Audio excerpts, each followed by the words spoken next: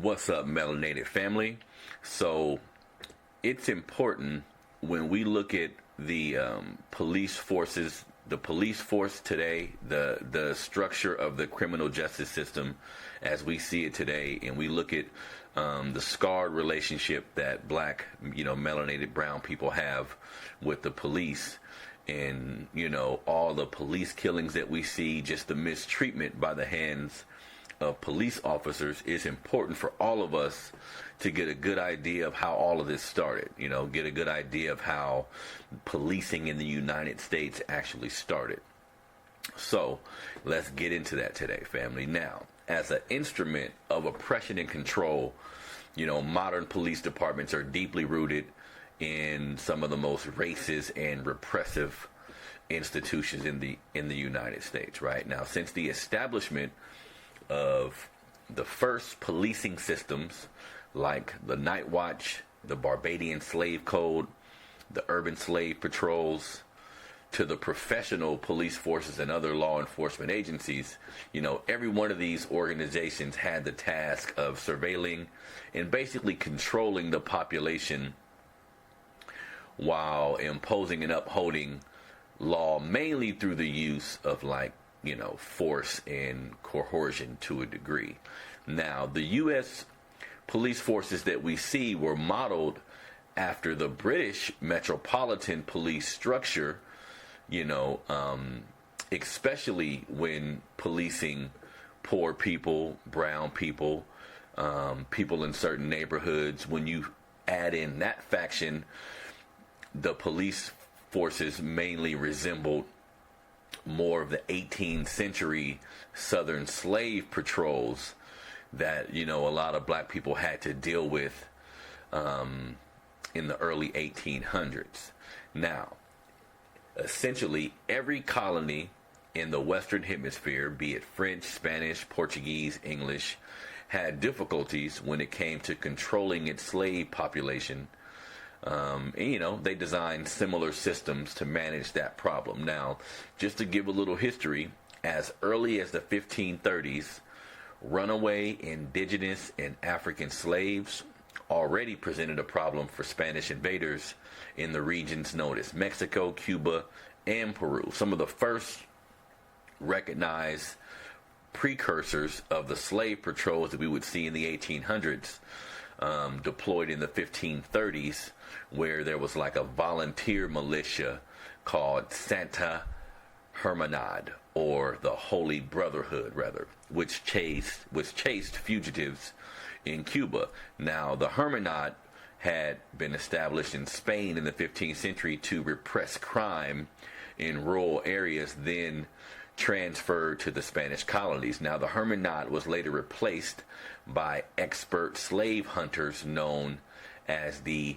rancheros, who regularly employed brutal tactics. Now, these slave catchers used ferocious dogs to capture their escapees. In Peru, enslaved free blacks owned by the municipality of private individuals aided the Spaniard Corderillos in Lima in the apprehension of runaway slaves starting in the 1540s. So at that time,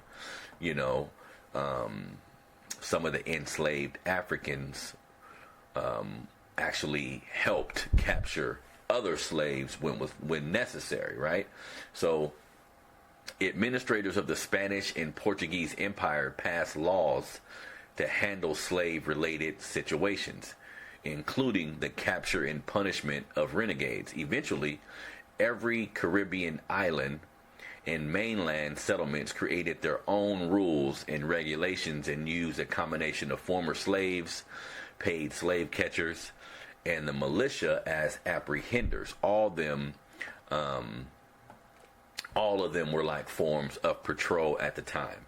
Now, by the 1640s, Barbados, an English colony, had put in place a formal military structure which included white males, obviously, but also indentured servants and even blacks whose primary function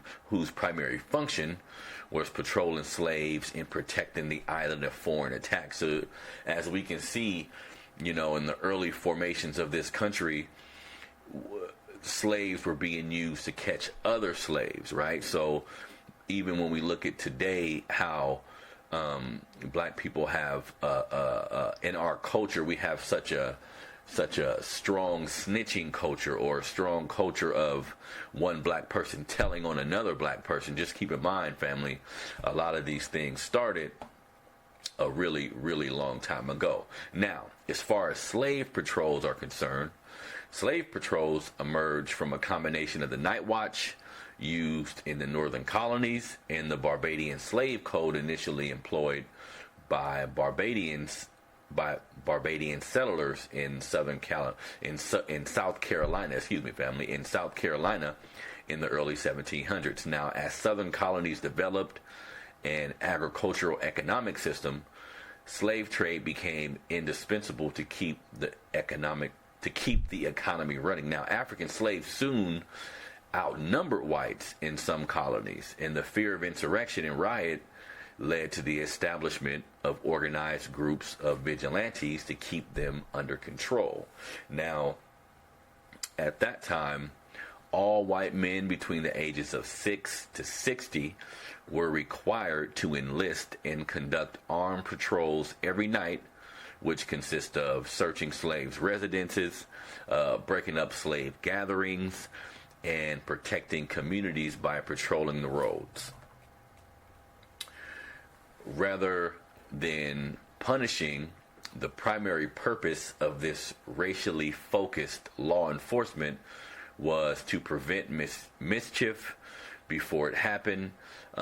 Racial profiling became the fundamental principle of policing, and the definition of law enforcement came to be white and whitewashed.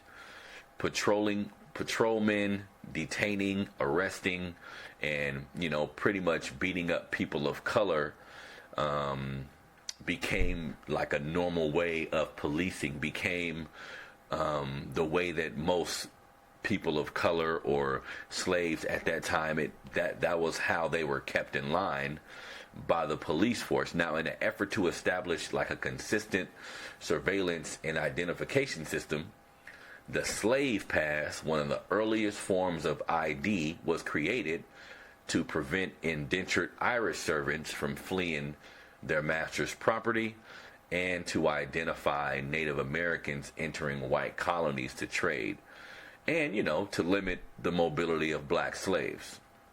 Now, of course, still thousands of slaves and indentured servants managed to escape into Spanish Florida, which was the Appalachian Mountains, and the big coastal towns where, a lot of fugitive and things like that were. So after the Civil War, white slave owner realized that race, which was an obvious criteria for conviction or punishment, was no longer legal, right? So they realized using the slave patrol, using the police system to fuck with us, wasn't really a legal way of doing things. So, the slave patrols were officially terminated at the end of the Civil War, but their functions were taken over by other Southern racist organizations like, the Ku Klux Klan and things like that.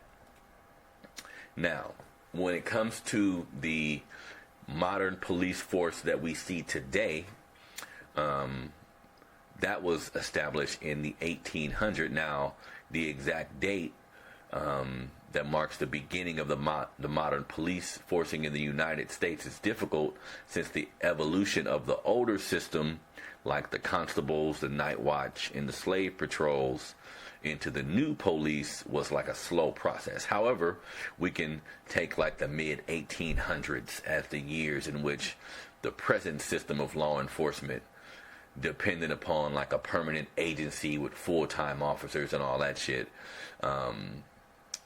That's when all that was formed. Now, among the first cities in the country to create such agencies were Boston in 1838, New York in 1845, Chicago in 1851, and St. Louis in 1855. Now, again, the motive behind the creation of these peacekeeping forces was the need to control the unruly classes of people that were emerging in the industrial economy in the new like standards of morals or whatever the case may be.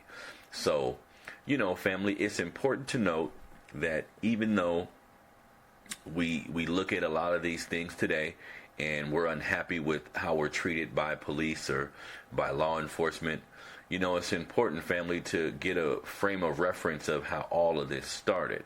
Get a frame of reference of, when did we begin getting treated this way? And if you pay attention close to some of the things I just read, it seems as if it's kind of always been this way since the formation of the police department, since we were slaves, since a lot of us were slaves. Basically, a lot of the policing and the need for that type of service was created out of needing to control us, family. So for more History Matters segments, please go to Melanated Fathers TV on YouTube. You can go to melanatedfathers.com, go to the History Matters section to see more information like this, family. I'm out. What's up, Melanated family? So it's important when we look at the police forces, the police force today, the structure of the criminal justice system as we see it today, and we look at the scarred relationship that black, melanated brown people have.